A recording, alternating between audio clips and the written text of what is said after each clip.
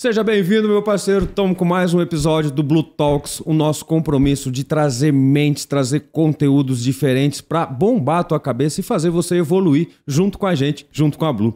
Hoje eu tô com o João Pentanha, né? Cara, você tem um podcast que fala sobre neurociência, você é professor da FAI e, putz, que satisfação poder trazer você aqui, né? Poder a gente fazer essa troca, irmão. Obrigado pela oportunidade de trocar com você, ganhar um pouquinho de experiência, irmão. Você apresenta um pouquinho para os nossos amigos aí, João? Prazer é meu, né? Uma ótima oportunidade a gente estar trocando, principalmente falando do que a gente trabalha, do que a gente gosta, né? Então, meu nome é João Pentanha, né? Eu trabalho com ciência comportamental aplicada a negócios, né? Sou professor da FAI Business School, da pós-graduação, dou cursos de extensão lá também, em outras instituições também. E tenho uma empresa de consultoria, treinamento corporativo, mentoria, sempre utilizando a ciência comportamental aplicada a marketing, aplicada a vendas, aplicada à gestão de maneira geral, né? Porque a gente está falando de pessoas. Legal. Né? Ô, João, mas pra você ver como as coisas acontecem como tem que acontecer. A gente iniciou, né, o Blue Talks há algum tempo atrás. Eu conversei com vários diretores de imobiliária, proprietários, eu conversei com arquiteto, eu conversei com engenheiro. Sabe que sempre qual foi o ponto focal que a gente acabou, irmão? Sempre no ser humano. Sim. Sempre naquele viés, na comunicação, na dificuldade que às vezes é você levar uma informação, você se desenvolver. Pô, e hoje tá aqui com um professor da FAI, né, com bastante informação. Cara, vai ser muito legal. Espero que para todo mundo aí vale a pena também. Mas, João, você que lute, meu parceiro, porque eu organizei aqui 5 perguntas aqui pra gente trocar uma ideia. Primeiro, me fala, João, o que são as ciências comportamentais?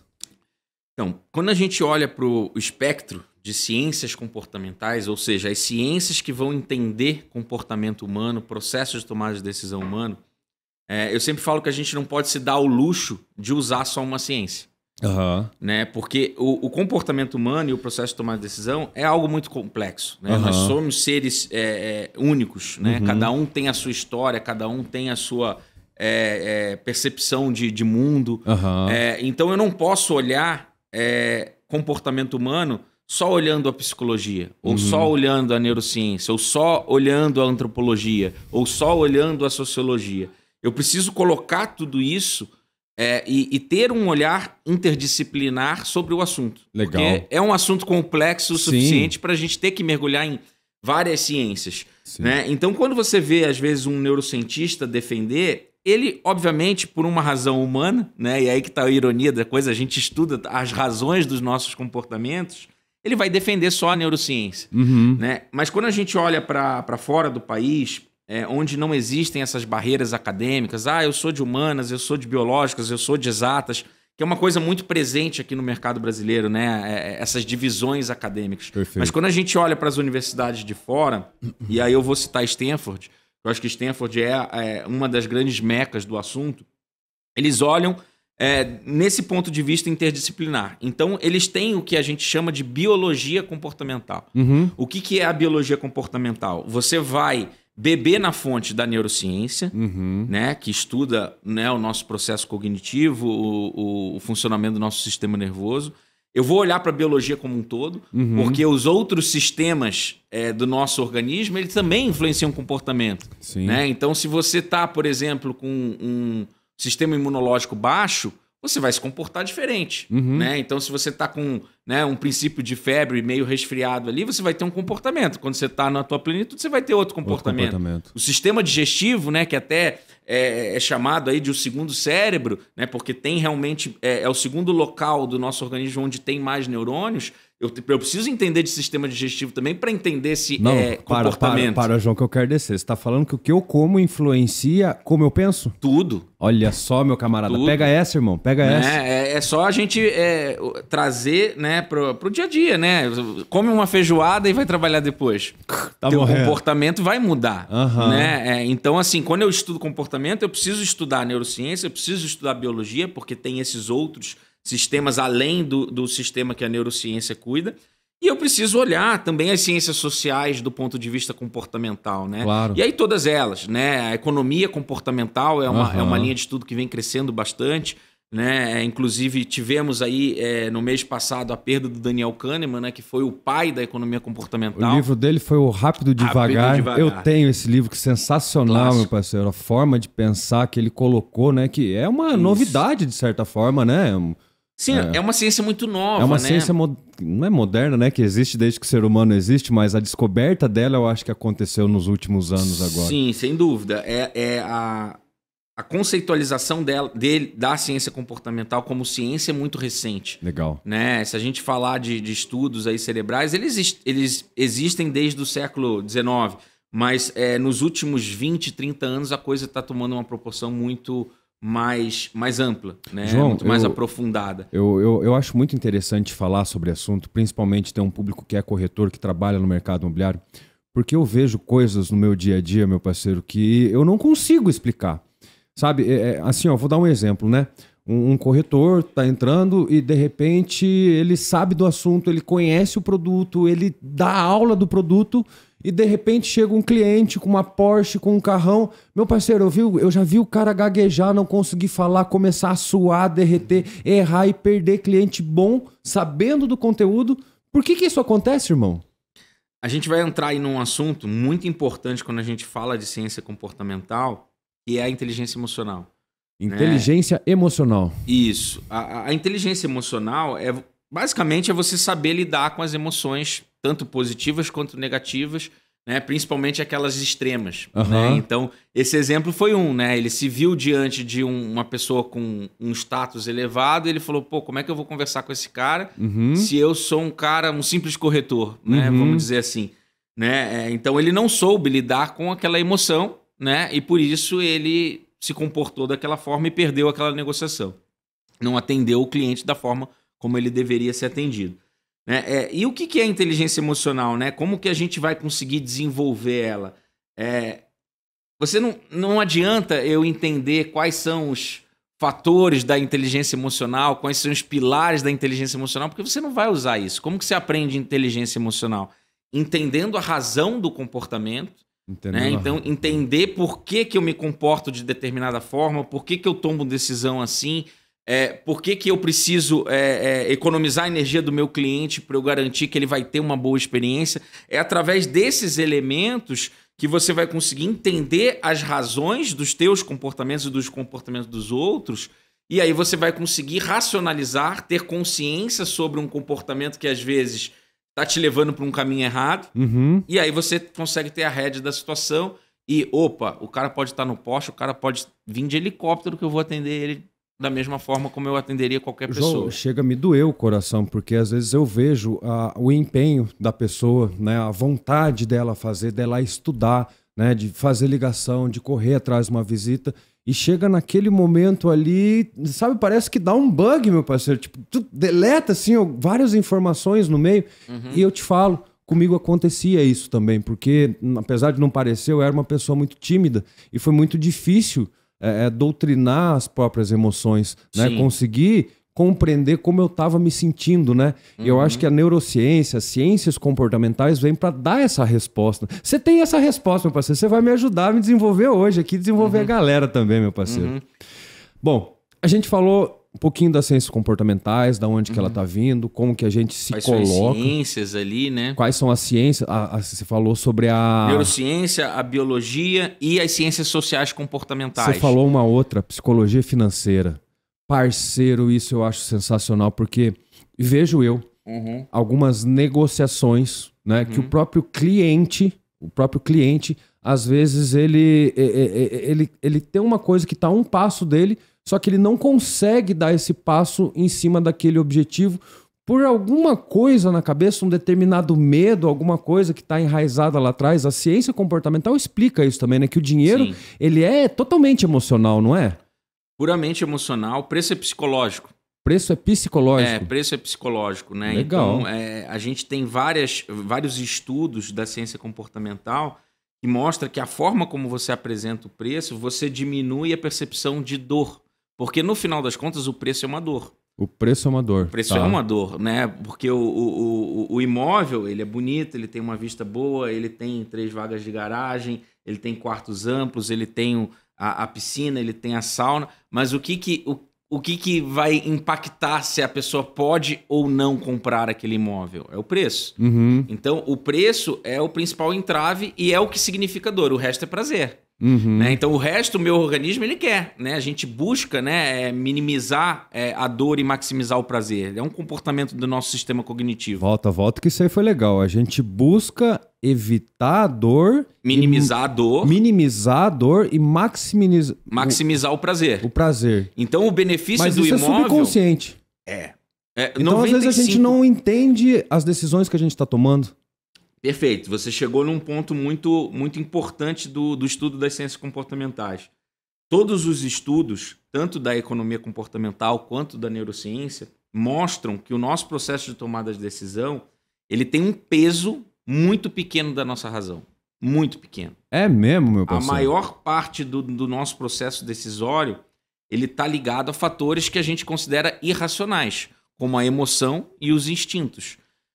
Calma lá, emoção e instinto é irracional? É porque ele está programado dentro e eu basicamente não penso que eu vou fazer, ele simplesmente acontece. Sim. É isso? Sim. Se a gente tem diversos estudos que mostram, inclusive com neuroimagem, de que você consegue prever uma tomada de decisão vendo as reações cerebrais em áreas ligadas à emoção e ao instinto, e não à razão. É mesmo? Então você consegue prever comportamentos, tomadas de decisões baseadas na emoção, porque a emoção, o nosso cérebro, ele processa a emoção, o instinto, em cerca de 200 milissegundos. Em 200 milissegundos eu ainda não tenho consciência daquilo.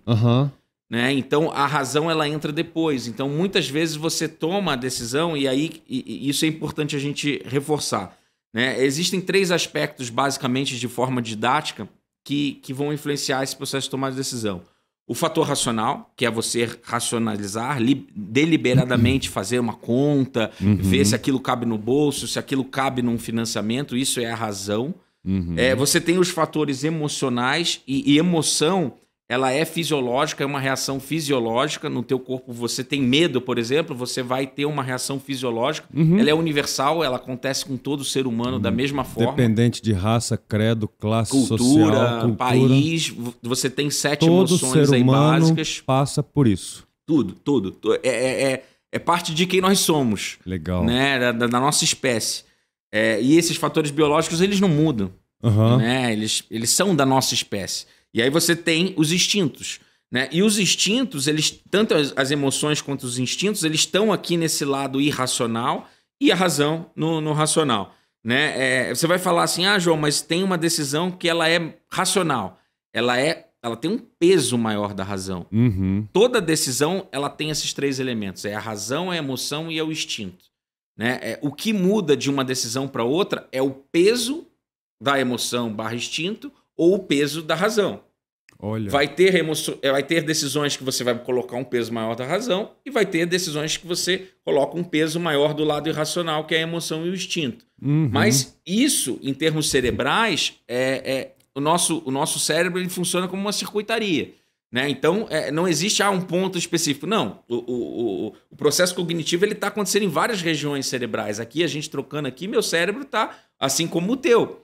Né? E esse processo atencional ele é muito importante também, né, nesse processo. Né? Se você não consegue capturar a atenção, se você não consegue engajar emocionalmente a pessoa, se você não ser entendível para a pessoa, se eu falar algo aqui que você não entende, e se eu não conseguir criar algum tipo de associação de memória, eu não vou conseguir influenciar a tua tomada de decisão. Olha só. Então tem que passar por isso. Né? Então são alguns elementos que é importante a gente tentar entender desse processo de tomada de decisão para que a gente possa influenciar.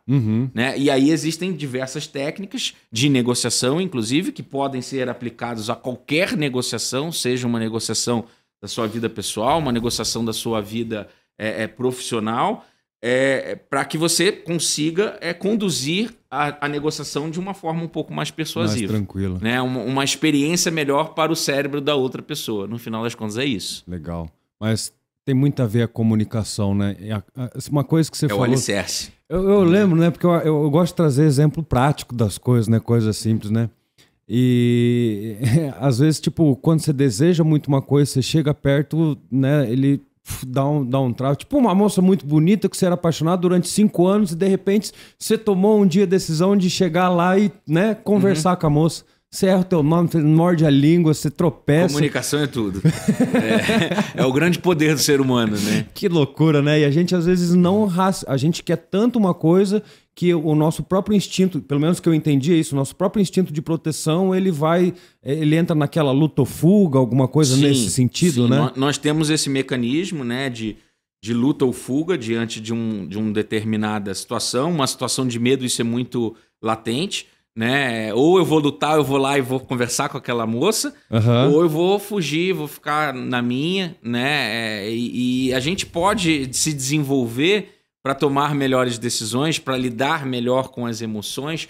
E quando você falou de comunicação, é muito importante a gente reforçar um aspecto que existe a comunicação verbal, que é o que está saindo da nossa boca, ou que você está escrevendo nos canais digitais, no WhatsApp, no e-mail, né? E existe a linguagem não verbal. E também existe o teu tom de voz, que faz parte da linguagem não verbal, mas dá para a gente separar aqui o tom de voz, a linguagem não verbal e a linguagem verbal. E tem alguns estudos, né? E tem um estudo que ele chegou numa conclusão que é o mito de Mehrabian, né? O Mehrabian foi um pesquisador que ele estudava linguagem, linguística, né? E ele chegou numa conclusão que o impacto da sua comunicação ele está 7% ligado, só 7% ligado à tua linguagem verbal. E 70% está na sua linguagem não verbal, e o restante ali, o teu tom de voz. Olha só. E a linguagem não verbal e o teu tom de voz, ele impacta o inconsciente da pessoa. Que são os 5 sentidos, basicamente, né? A forma como eu vou ver o meu pré-julgamento através daquilo que eu já vi, vivenciei, eu olho, às vezes eu já crio um julgamento. O jeito que a pessoa se comporta ou muito rápido. E aquilo está influenciando a ou tua tomada de muito decisão. devagar, isso vai me... Olha... Inconscientemente, você já está tomando decisões sem ainda ter a consciência dele. Lembra que eu falei lá que em 200 milissegundos você já consegue processar a emoção daquela situação. E às vezes, uma situação, né? Vamos dizer que você tem uma interação com um vendedor e aquele vendedor está, de repente, se portando de uma forma inadequada, está com uma roupa inadequada.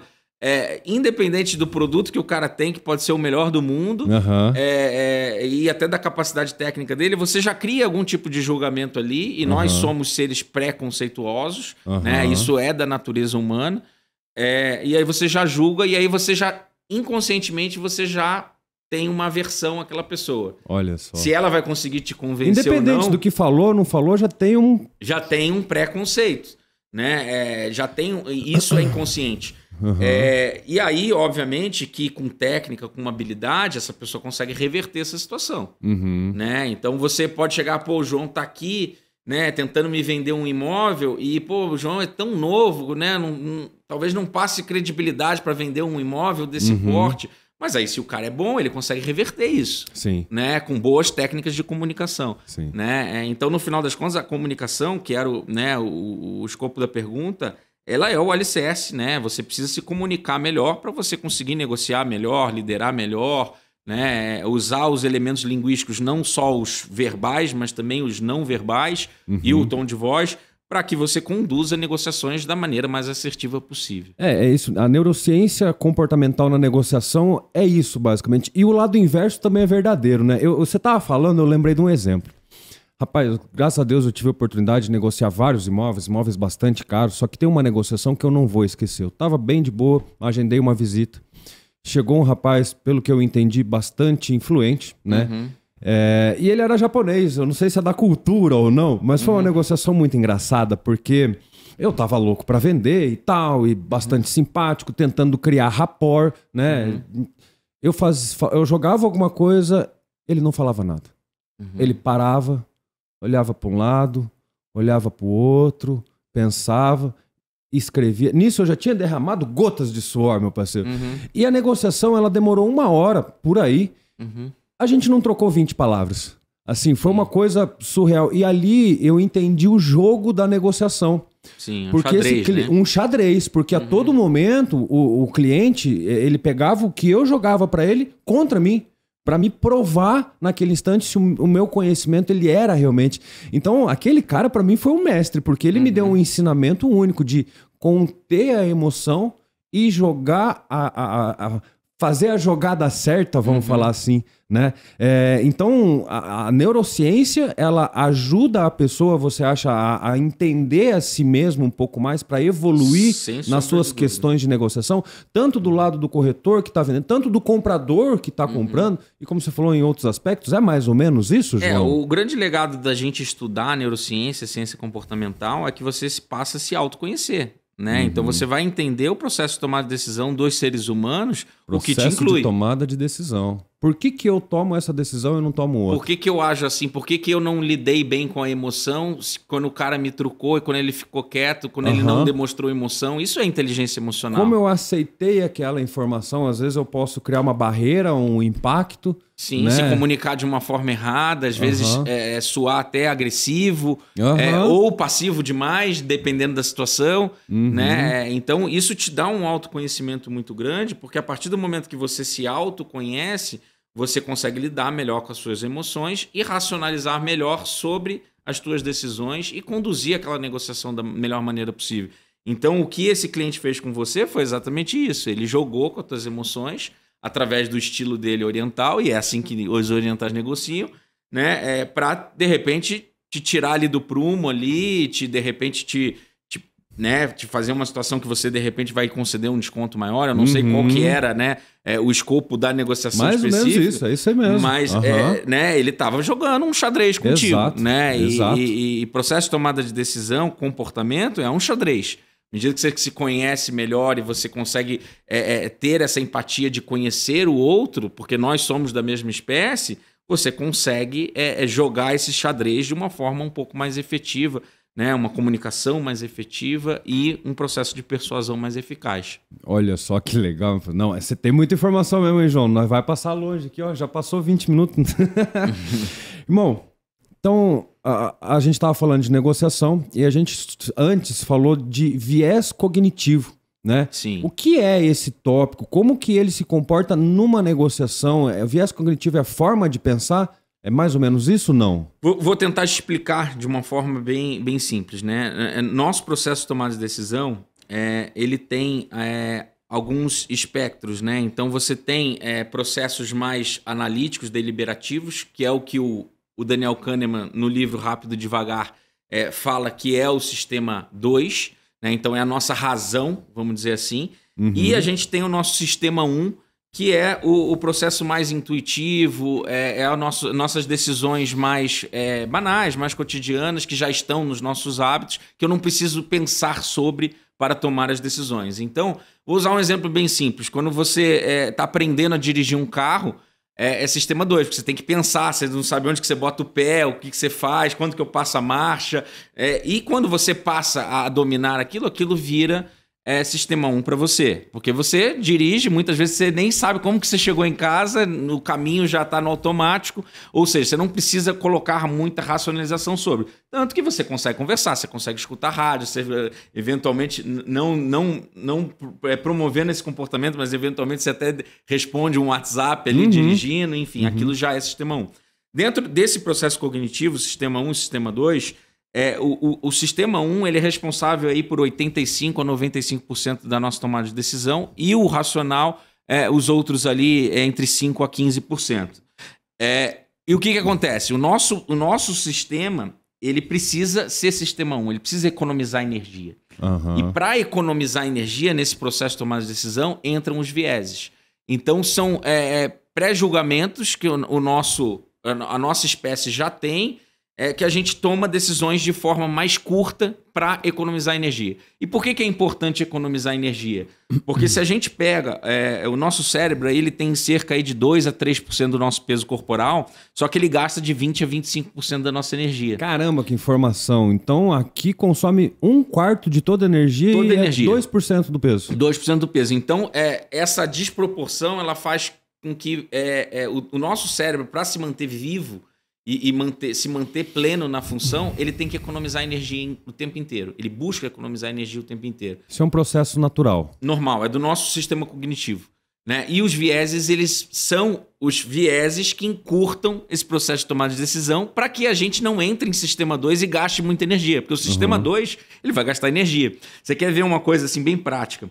Você pega um dia que você foi pra academia, malhou, treinou e tal. Você vai ficar cansado? Vai, mas o teu corpo tá cansado, a tua mente fica relaxada. Por quê? Porque você não precisou pensar tanto, né? É um esporte, algo que você já faz, você tem prazer e tal.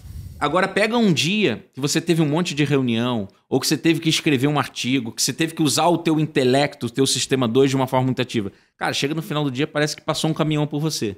De tão cansado que você tá. Por causa dessa questão, 20 a 25% da energia. Então, quanto mais eu uso o meu sistema 2, mais energia meu cérebro vai demandar. Então, por um processo evolutivo de sobrevivência da nossa espécie, a gente precisa economizar energia. E aí que entra os vieses. E os vieses são diversos, são 188 vieses já catalogados pela ciência, né? E esse número só tende a crescer, né? E tem vários vieses muito famosos, né, que o pessoal depois trouxe para o mercado com o nome de gatilhos mentais, e eu odeio essa palavra, porque na verdade gatilho é algo que pressupõe você apertar um botão e resolver um problema. Né? E o nosso sistema cognitivo ele não é tão simples assim. Né? Quando você olha para fora do país, para os pesquisadores sérios do assunto, eles não usam o termo gatilhos mentais, eles usam ou viéses cognitivos ou atalhos mentais. Então, os viéses cognitivos nada mais são do que atalhos do nosso processo de tomada de decisão para economizar energia. Olha só, João, tem uma coisa, eu sempre falo, faz mais de 10 anos que eu dou treinamento pessoal e às vezes a gente fala sobre a questão da negociação. E até me corrija se eu estiver errado, por favor, mas eu sempre falo pra galera, irmão, se você está numa negociação e está emocionalmente abalado, ou seja, muito feliz, ou muito triste, ou muito alguma coisa, a primeira resposta sempre é errada. Para, respira e daí dá a resposta. Perfeito, isso tá certo mesmo? Tá certíssimo. E você me falando é isso, né? Porque daí é um sistema que economiza energia e eu vou dar a primeira resposta, sendo que eu não racionalizei sobre aquela ideia. É mais ou menos essa a ideia. Exatamente. Acho que todo mundo aqui já passou por alguma situação de lidar mal emocionalmente com alguma contrapartida da outra parte. Então, eu sempre uso um exemplo, tipo, quando eu era mais novo, né, analista, estagiário, e às vezes você recebe aquele e-mail ali que você fala, pô, o cara me atravessou, o cara foi deselegante, não foi educado comigo. Qual que é a primeira tendência? Eu vou responder na hora. Você digitava no computador, parecia que você tava quebrando o teclado, assim. Tava cara, cheio de um sentimento ruim, né? E que às vezes você interpretou errado. Às vezes a pessoa não quis dizer aquilo.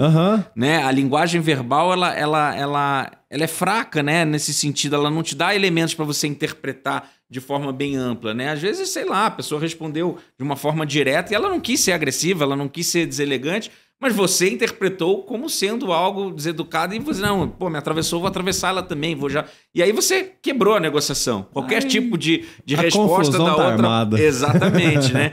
O circo já pegou fogo já, né? Então, é muito mais inteligente, muito mais prudente, não preciso responder o e-mail agora, eu não preciso responder a mensagem do WhatsApp agora, eu vou respirar, vou refletir, vou deixar essa emoção negativa baixar, vou racionalizar sobre e vou ser educado. Aí, ó.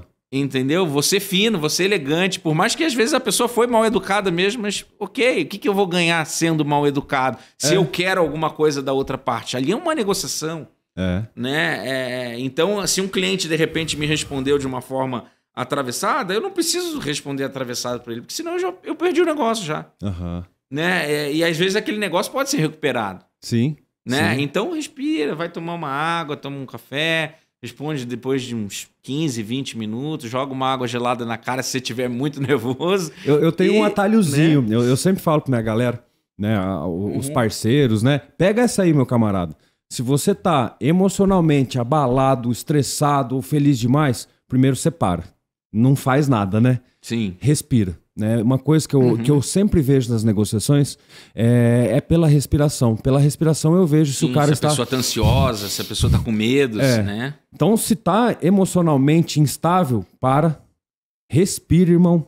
observa todos os lados que podem estar ocorrendo, todos os, né, o que está acontecendo em volta para depois responder, porque geralmente, e o professor está aqui me explicando, a primeira resposta na raiva ou num sentimento muito forte, ela é a errada. Errado, né? Você tende a criar... Pegou? Você tende a criar uma situação negativa para aquela negociação. Desnecessário. Exato. Porque você entendeu uma coisa...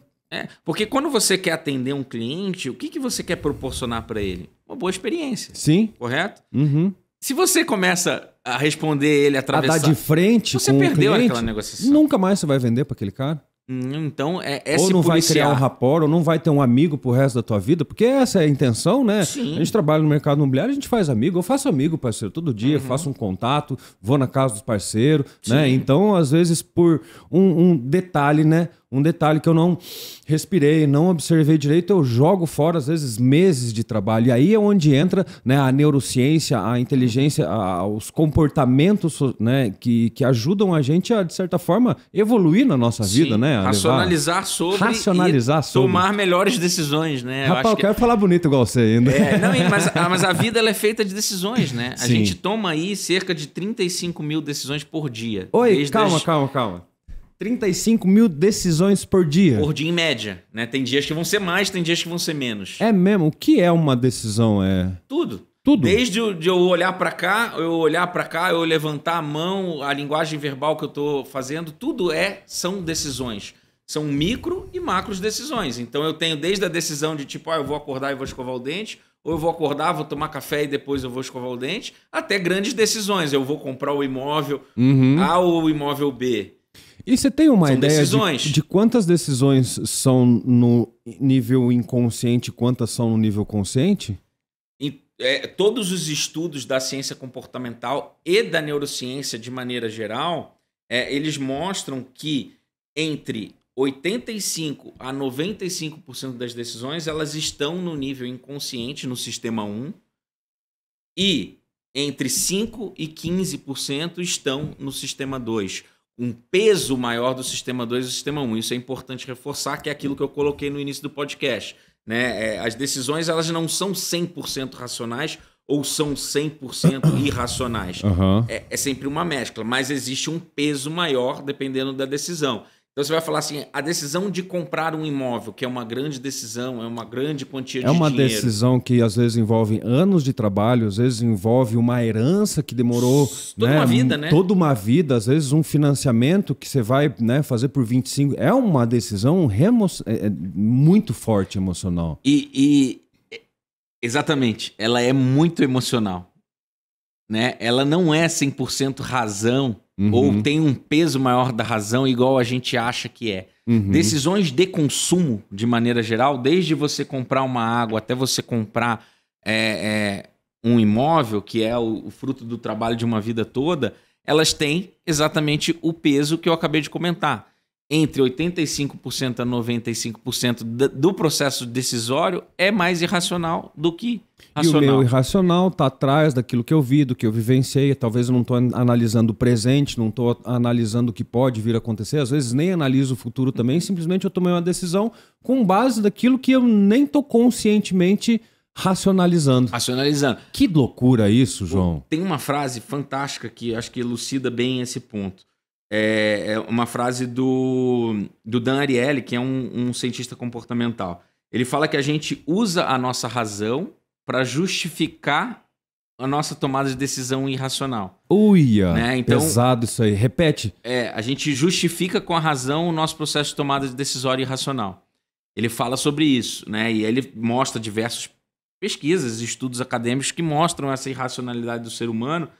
E isso está muito presente, né? Então, quando você compra uma Ferrari, por exemplo, por que a pessoa compra uma Ferrari? Do ponto de vista de razão. De razão. Razão, uma Ferrari. Corre bastante, mas eu posso morrer por causa disso, não é racional. Vou chamar bastante atenção na rua. Um bom investimento em nível financeiro? Acho que não, hein, pai? Gasta bastante para manter um bichinho daquele, né? Imagina, por mais dinheiro que você tenha, do ponto de vista financeiro, não faz sentido nenhum racional. Nenhum. De conta. Nenhum. Né? Você compra um passivo que vai te dar um monte de despesa. Vai dar um prejuizinho. Fora que você vai ficar avisado para roubo, para sequestro, né? Vai afetar a segurança, enfim.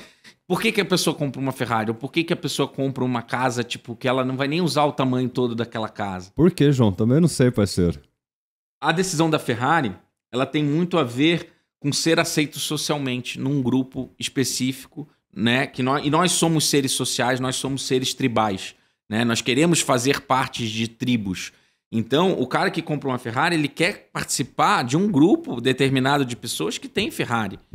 Né? E para ingressar nessa tribo, eu preciso comprar a Ferrari. Olha só. Então, ela é uma decisão muito instintiva. Lembra lá, instinto e emoção tá no lado irracional e a razão tá na conta. Então, se você fizer a conta, não faz sentido nenhum você comprar a Ferrari. Né? Então, você tá aqui num instinto. Um instinto de querer fazer parte de um grupo.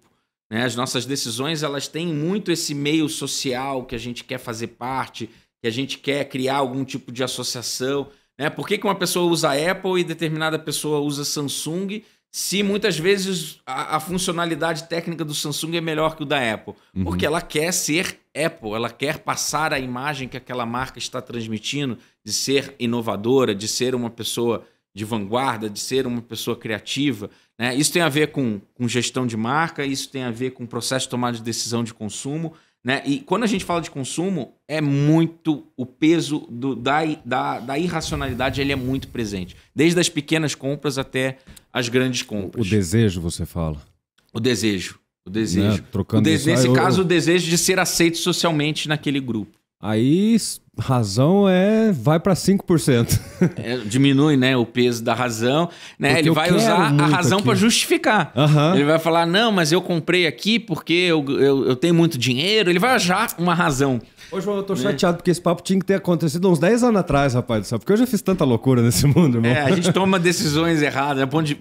Assim, existe uma área da economia comportamental que é a economia que olha sob o ponto de vista dos comportamentos, né, de como que funciona o nosso processo de tomar decisão. Existe uma área específica chamada finanças comportamentais, né, que estuda exatamente como que a gente investe mal. Né, o nosso dinheiro. Né? Então, a gente toma muitas decisões erradas. Né? E por mais que a gente estude, né, e aí eu me coloco dentro dessa seara, a gente vai continuar tomando mais decisões porque nós somos humanos e estamos suscetíveis aos vieses, às nossas limitações da nossa espécie. Né? Então, a gente é feito de micro decisões. Né? São pequenas decisões que no todo vão mudar a nossa vida. Né? E todo mundo erra. Né? Mais erra do que acerta. Né? E esse é o barato. Né? A gente tentar tomar melhores decisões, tomar decisões mais certas, né? E isso a ciência comportamental ajuda bastante. Ô João, eu tinha uma crença, aquela crença da... Como é que é? Gabriela, eu nasci assim, eu vivi assim, eu vou morrer assim. Né? E eu pensava que por eu ter vindo do interior, por eu ter passado o que eu passei na minha primeira, segunda infância, por eu ter as pessoas que eu tive do meu lado, eu não conseguiria mudar. Só que hoje, né, 20 anos depois que eu tô aqui no Capital, eu me sinto uma pessoa um pouco diferente daquilo que eu era, né? Porque eu acho que eu parei de acreditar um pouco nisso. Então, você acha que existe solução pro meu caso, João? Tipo assim, eu consigo mudar a minha forma de controlar a minha própria mente, os meus próprios desejos, os meus anseios e tomar decisões melhores para evoluir na vida? Sem sombra de dúvida, eu vou resgatar um ponto da sua fala. Você falou que você está há quanto tempo aqui em Curitiba? 20 anos. 20 anos. O ambiente molda o comportamento. Se você tivesse ficado naquele ambiente com aquelas pessoas, você não teria tomado boas decisões na sua vida. Mas como você veio para cá e você mudou o comportamento, você mudou o seu ambiente e você se cercou de pessoas positivas, isso mudou a tua vida. Então, porque moldou o teu comportamento. Então hoje, pro nosso parceiro que está assistindo, né, às vezes ele está num momento difícil, numa depressão, uma ansiedade, tomou alguma decisão ruim, acabou levando um golpe, é possível mudar? É possível. É possível. Acho que a neurociência, a ciência comportamental, ela já mostrou isso. Né? Lógico que existem quadros clínicos, e eu não vou entrar nesse espectro, até porque eu não tenho competência técnica para falar sobre o ponto de vista de saúde. Aqui a gente está falando de comportamento aplicado a negócios. Mas sim, existem formas, né, desde doenças realmente, e aí são distúrbios químicos que têm que ser tratados como tal, mas existem também comportamentos, né, que você consegue melhorar através da mudança de ambiente. Né? O ambiente molda o comportamento. Então, eu não estou crescendo na minha carreira, não estou evoluindo como profissional, muda o ambiente. Troca de emprego, busca outra profissão, vai estudar, vai se cercar de pessoas que têm o mesmo objetivo que você, quer crescer, né? Então, isso é fundamental, né, gente? Isso eu acho que, né, acho que é o maior legado, né, da gente estudar isso, é ver que a gente pode também ajudar as pessoas, né? Sim, e poder levar as pessoas para um outro nível, né? Rapaz, eu tenho isso aqui, ó, eu escrevi um tempo atrás, isso aqui diz que é uma fórmula de Freud, e quando eu descobri isso, foi uma mudança sensacional da minha vida. Porque eu vivia a síndrome da Gabriela, irmão. Pra mim, eu tinha nascido ali, ia morrer daquele jeito, só que eu mesmo provei pra mim sem querer, nem sabia como que podia. E depois eu comecei a entender isso aqui. Diz que a gente falou isso um pouco no começo, que a gente cria insights, a gente cria algumas coisas conforme as emoções que foram geradas, né? Isso aqui, pra mim, significa o seguinte: existe um antecedente, um fato, um insight, um determinado momento que me causou um ofurô e aquilo me deu uma resposta para aquela causa. Então, sei lá, bati o carro, né? Por quê? Porque eu estava distraído, né? Me causou uma resposta. E isso vai me gerar um comportamento, não vou mais ficar distraído, de certa forma assim. Então, só que, e aí onde eu volto na crença, né? Existe como eu mudar, por exemplo, essa crença da batida de carro, de eu ficar mais ativo ou alguma coisa nesse sentido? Porque o fato aconteceu. Foi criada uma cicatriz dentro de mim ali e que através daquela cicatriz é a forma como eu vou me comportar nas próximas vezes que acontecerem aquilo, né? E é o meu comportamento. E aí me falaram nessa resposta que se eu conseguir mudar o antecedente eu não mudo, né? Mas se eu mudar a resposta que eu tive sobre aquele fato em si, eu vou conseguir mudar o meu comportamento. Perfeito. Você sabe qual que é a diferença do burro pro esperto e pro sábio? Não, pai. Não. O burro é o que não aprende nem com os próprios erros. O burro é o que não aprende, aprende. Nem com os próprios erros. Ele erra e não aprende. Esse é o burro.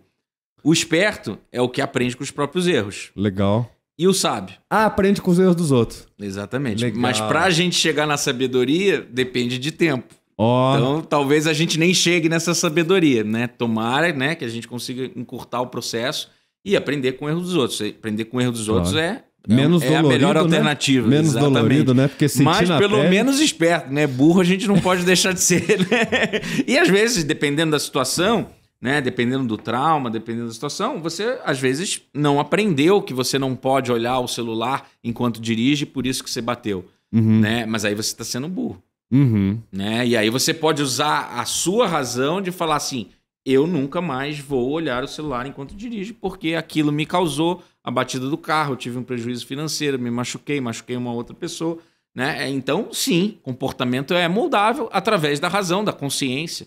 Então tá aí, pessoal. Segundo o nosso professor João, tem salvação. Se você às vezes está num momento difícil, né? Você tem que buscar um conhecimento. O que essa pessoa deve... Aonde ela deve começar a buscar? Que tipo de informação? Olha, para mudar, né? Para fazer uma mudança recorrente dentro de si mesmo, poder evoluir na vida. E tudo que me ajudou na minha vida foi entender ciência comportamental, né? Então, quando eu falo sobre o assunto, eu dou dica para as pessoas: se vocês quiserem conhecer mais de ciência comportamental, procurem, né? Inclusive, você é uma fonte, né? Você tem um podcast. Como é que chama o teu podcast? É 30 min de minutos. Legal. Né, na transição ali, de neuromarketing. Aí, 30 min de neuromarketing. Tá no Spotify, tá nos principais aí canais de streaming de áudio. Com certeza ali deve ter muito conteúdo que vai dar aquele estalo na cabeça da pessoa para mudar. Tem Legal. cerca aí de 90 episódios dos mais diversos temas relacionados à ciência comportamental aplicada a negócios. Aí, ó. João neles, então. Show de bola, meu parceiro. Deixa eu falar uma outra coisa. Nossa senhora, o tempo voa, irmão. Se deixar, nós vai longe aqui. A gente falou, né, um pouquinho antes sobre metodologia de negociação, né? O que você pode falar sobre... Existe um padrão de negociação que hoje obtém mais sucesso ou menos sucesso? É isso? Foi criado uma forma de negociar? Existem diversas técnicas de negociação. Acho que a mais consagrada, que as pessoas academicamente sempre falam, é o modelo Harvard de negociação, né? Modelo Harvard de negociação. Isso, o modelo Harvard de negociação, que obviamente foi criado dentro da escola de Harvard. Mas eu falo que negociação não existe uma receita de bolo. Existem técnicas, né, que você precisa usar Mas você precisa entender o porquê, né? E geralmente os cursos de técnicas de negociação, eles explicam o que fazer e como fazer, mas eles não explicam o porquê. E o porquê ele está na ciência comportamental, né? Se você entende comportamento, você entende o porquê de determinadas técnicas de negociação. E o modelo de Harvard, né, para exemplificar uma das metodologias, ele prega, né, a negociação ganha-ganha. Negociação ganha-ganha. Todo mundo tem Negociação ganha-ganha, né? Então é muito debatido isso, né? Você tem que promover uma relação, uma negociação onde ambas as partes ganham, né? Então você vai ter determinadas coisas de concessões dentro de uma negociação que você valoriza e outras que de repente você consegue abrir mão. E a outra parte é a mesma coisa. Então você conseguir chegar num acordo onde você abre mão de alguma coisa para ganhar o que mais te importa, e a outra parte também abre mão de outras coisas para sair ali com o que mais valoriza daquela negociação.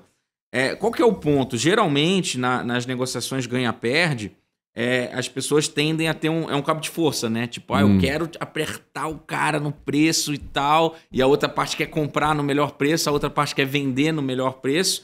Só que aí o que acontece? Vira um cabo de força e vocês não conseguem chegar num denominador comum, vocês não conseguem negociar. Sim. Então vocês vão ter que achar no meio aqui da zona de possível acordo, né? Que é uma sigla chamada ZOPA, né?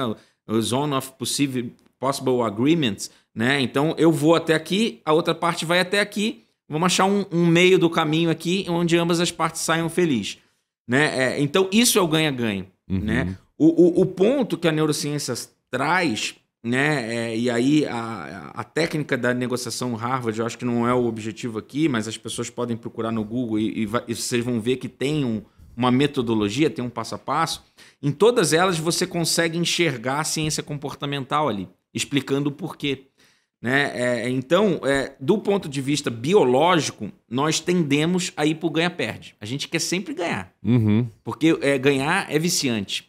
Né? Quando você ganha. O que acontece com o corpo? Enche de química, né? Enche de neurotransmissores positivos, né? E eu me acostumo com aquilo e eu quero aquela sensação sempre, né? Então eu quero ganhar. Então quando tipo você vício mesmo? É vício, sistema de recompensa. Aí é por isso a questão do jogo recorrente. Do jogo, dos vícios químicos, né? Todos estão ligados com o nosso sistema de recompensa. Então, se você coloca aquela recompensa, se você gosta daquela recompensa, você quer ter a repetição daquela recompensa. Então, se você ganha, você quer sempre ganhar. Então, do ponto de vista biológico, nós somos seres egoístas por natureza, né? Então, o ser humano ele entra numa negociação no ganha-perde. E aí vai da nossa razão, da nossa consciência, do nosso processo persuasivo, de usar os elementos da comunicação verbal, não verbal, para que a gente consiga chegar nesse denominador comum, onde eu ganhei o que eu queria, mas também abri mão de outras coisas. Né? Então, de repente, entrei numa negociação ali, eu queria um desconto de 15%, mas, de repente, eu estava aberto a abrir mão de um prazo de pagamento. E a outra parte tinha essa ferramenta ali na política comercial dela, e aí ela deu aquele desconto, mas recebeu antes. E os dois saíram felizes. Legal. Sim. Né? Então, para chegar nesse acordo, né, e aí a gente pode fazer aí o paralelo com o mercado imobiliário, a gente tem que entender o que a outra parte valoriza. E muitas vezes, na palavra, na linguagem verbal, ela vai expressar para você a justificativa racional e não o real motivo da emoção, do instinto que ela está comprando aquele apartamento. Caramba. E aí, como que a gente desvenda isso? Perguntas, saber ler. Né? Então, através de perguntas, você fala assim, o que o cara valoriza nesse imóvel aqui é a segurança da família dele. Então, o que eu vou botar de argumento? Vou falar que a portaria é 24 horas, que tem câmera, que tem isso, que tem aquilo, porque é esse processo aqui que ele vai fazer com que ele tome a decisão. E não se o preço é X ou se o preço é Y, se a cobertura tem um garden, se não tem um garden, porque o cara não valoriza aquilo ali. O que ele valoriza é a segurança da família dele. Família. Né? E aí você consegue entender, através de perguntas, quais os pontos que ele valoriza, e aí você vai reforçar os teus argumentos em cima daquilo. E não de tipo, mas o prédio tem piscina. Tá, mas eu não sei nadar. Entendi. Que massa, irmão. Que show, cara. E tem uma outra técnica também que a gente ia começar. Essa eu não vou nem falar. Como é que é o nome que você falou ali? É sinceridade? Qual? Em qual aspecto? Como é que é o nome da... Você falou de uma segunda técnica ali. Ah, sim. Tem o modelo de Harvard, que é esse ganha-ganha, você achar o usou para você conseguir chegar no acordo. E tem o spin selling. O spin selling é uma outra técnica, uma técnica do Neil Hakan, que é um estudioso da década de 80, essa técnica, mas até hoje grandes empresas utilizam essa técnica, né? Que é você... o que é o spin, né? São siglas, né? Então tem o S de situação, né? Então você faz perguntas sobre a situação da pessoa em relação àquela negociação. O P é o problema, então você faz perguntas a respeito do problema, que você tem que solucionar aquele problema, né? Você é a solução daquele problema. Você faz perguntas ou afirmações sobre a implicação de você não fechar o negócio, né? Então, se você não fechar o negócio comigo agora, eu não consigo te garantir, porque é a última unidade, não vou ter mais, enfim. E você fala sobre a necessidade em si da pessoa. Por que a necessidade é por último? Porque as outras perguntas, as perguntas de situação, de problema, as afirmações de implicação, elas vão fazer com que você entenda realmente qual que é a necessidade da pessoa. E aí, no final, qual que é a necessidade da pessoa? É a segurança. Então é ali que eu vou conseguir a minha negociação. Que legal, legal. É sincero, né? Um jogo de... Também, uma certa forma... É uma negociação. Um ganha-ganha, mas é interessante a questão da pergunta, né? Para compreender, né? Eu sempre vejo que, às vezes, chega um cliente e o corretor começa a despejar informação no cara e, às vezes, nem Às vezes ele tá falando da entende. piscina que o cara não gosta de piscina. E é um erro crasso isso. Você tá Porque jogando... aquilo tá gastando energia do cliente. E a gente não quer gastar energia. Inconscientemente, aquele corretor que tá me despejando um monte de informação que para mim não interessa, eu vou criar uma repulsa. Inconscientemente, eu não quero fazer negócio com aquele corretor. Eu quero fazer negócio com um corretor que identifica o que eu estou procurando. Né? E aí o spin selling é muito valioso nesse sentido, né? Porque negociação ele é muito mais sobre fazer perguntas do que fazer afirmações. Né? Aquele corretor que fala muito, que é o exemplo que você citou, ele tende a fechar bem menos negócio do que o cara que faz perguntas inteligentes. Né? E aí o spin selling é perguntas sobre a situação do cliente, né? Sobre o problema que o cliente está querendo resolver, perguntas ou afirmações sobre a implicação do cliente não fechar aquele imóvel que você está ali oferecendo e realmente a necessidade. E a necessidade por último, porque ali você consegue ter uma leitura do que o teu cliente precisa, né? E aí ali você percebeu que o aspecto que ele mais valoriza num imóvel é a segurança. Estou dando um exemplo aqui fictício, né? E aí você vai e força, né? Repete aqueles pontos que falam da segurança do imóvel, ou que falam, de repente, do imóvel ter 3 vagas de garagem, ou ter a localização X, ou ter um espaço na natureza, vai depender do cliente. Tem que falar a língua do cliente, eu tenho que me conectar com ele. Eu sempre falo isso através do rapport, né? Que é você se conectar com uma pessoa para depois você conseguir vender. Isso você só vai conseguir se conectar se a pessoa te der essa liberdade, e ela só vai te dar liberdade se você criar um clima realmente favorável para essa situação, né? Entender a dor da pessoa, né? Perfeito. Deixar a pessoa confortável, né? Deixar a pessoa confortável. Quando você faz as perguntas e a pessoa tem esse tempo de qualidade de falar, o que acontece no processo cognitivo dela? Ela fala, pô, desabafei, o cara entendeu o meu problema. E aí tem várias técnicas. Você pode, por exemplo, parafrasear a pessoa. Então você me falou que você tem 3 filhos, então eu entendi que você tem 3 filhos, então é importante para você ter uma escola de qualidade próxima.